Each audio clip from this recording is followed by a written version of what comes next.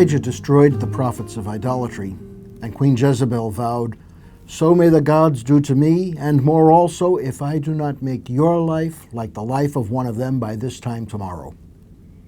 So Elijah hightails it into the desert. He's had enough.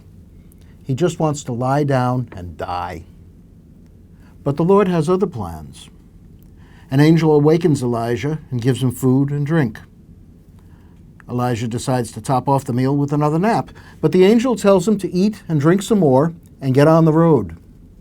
So Elijah gets up and travels 40 days and nights to the mountain of God.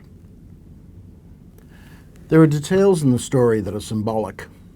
Ever since it took 40 years for the Hebrews to reach the promised land from Egypt, the number came to mean a very long time. Whatever the actual number, Elijah went through the wilderness for a very long time. Another detail is Elijah's destination, Mount Horeb.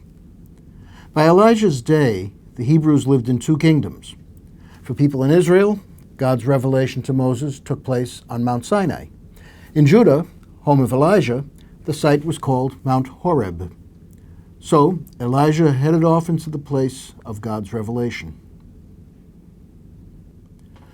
So what does it mean to say that Elijah journeyed for 40 days to Horeb after eating the food the angel gave him? It means that he spent a long time on the road to meet God, but was sustained on that journey by the strength of God. I have a lot in common with Elijah. I have times when it seems that all my efforts are useless, that the world is too much to handle. Even if I don't wish I were dead, I want to crawl into bed and pull the blanket up over my head. But that's not all I have in common with Elijah. Like him, I am on a journey for which I need help, the equivalent of the special foods of explorers and adventurers.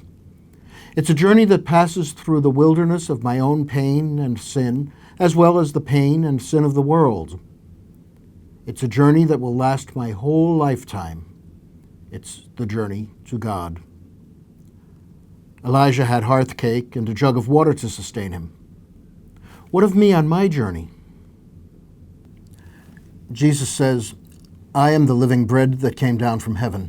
Whoever eats of this bread will live forever, and the bread I will give for the life of the world is my flesh." The Eucharist we share is food like that the angel gave Elijah. It's food that enables us to persevere in our long journey to God. It's the strength of God.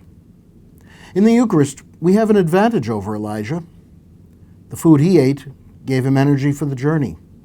The bread that comes down from heaven, so that one who eats it will not die, is more. It's not only bread for us on the way, it is Jesus, the way and the destination of our life's journey. In a sense, we're at our destination before we even arrive there. We share the Eucharist and go about our daily lives empowered like the prophet who reached the mountain of God. Knowing the end of our journey, we travel confidently through this world, aiding our sisters and brothers who may not yet know the way, may not yet realize that the bread of angels is available to them. Elijah ate the angel's food cake and reached the mountain of God. The Hebrews ate manna in the desert and reached the promised land.